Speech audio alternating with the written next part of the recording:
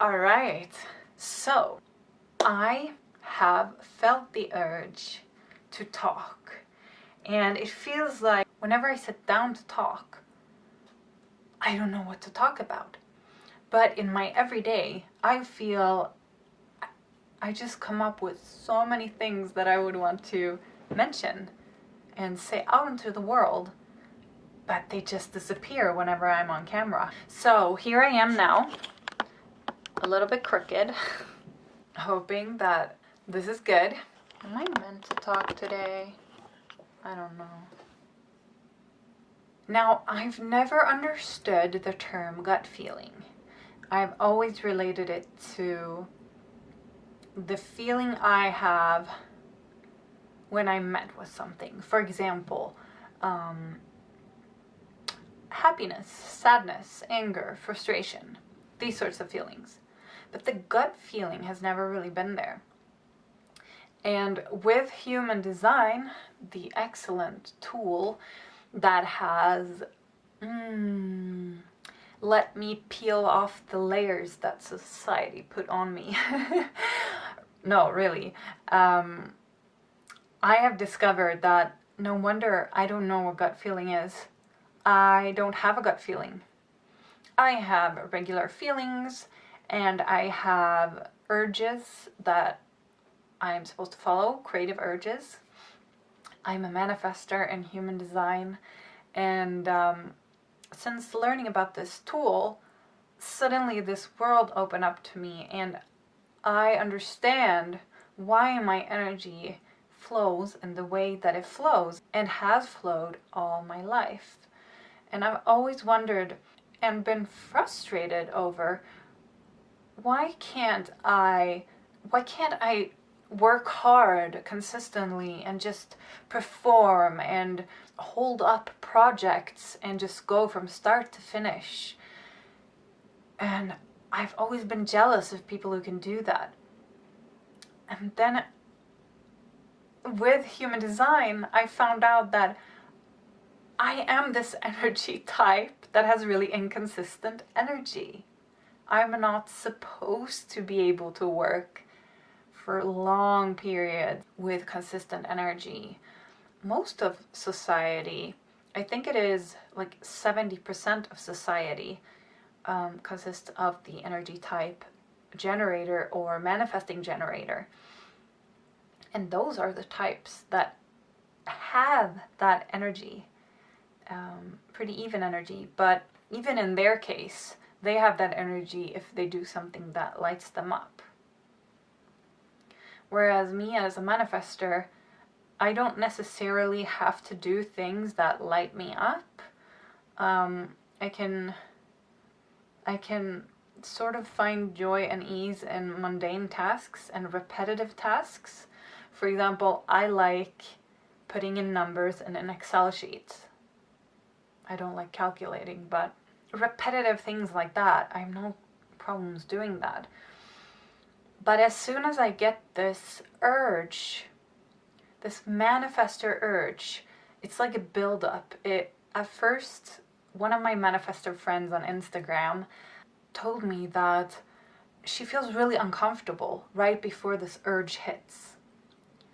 And I thought it was such a great description, because at first you feel really uncomfortable, or I feel, and I don't really know why. And then suddenly it just feels like this frog wants to jump out of your throat. And that's the cue that I just have to follow this. I don't know what's going to come out of it. Maybe it's a big text that I just need to write down in my diary.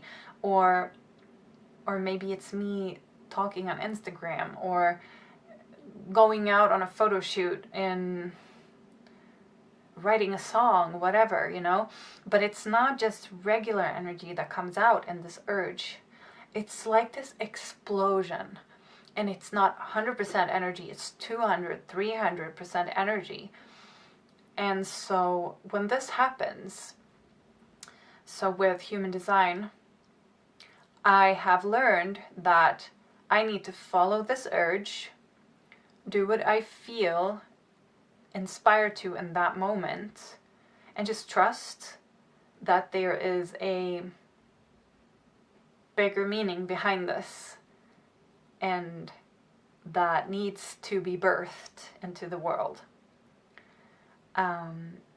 And I've done this my whole life, but I've sort of been annoyed at why am I so exaggerated? Or, you know, it has manifested in negative self-thinking. And that's why I feel so relieved now when I know this. I don't have to apologize. I just have to follow this urge and this crash. And it is indeed a crash landing after. I haven't really learned how to handle it other than just resting and sort of relaxing my mind. For example, right now, where you see me at this very point in time, I am tired after an urge. My biggest urge in years happened yesterday, and it lasted for hours and hours. Even in the night, I had a hard time sleeping, really. And so today I'm quite tired.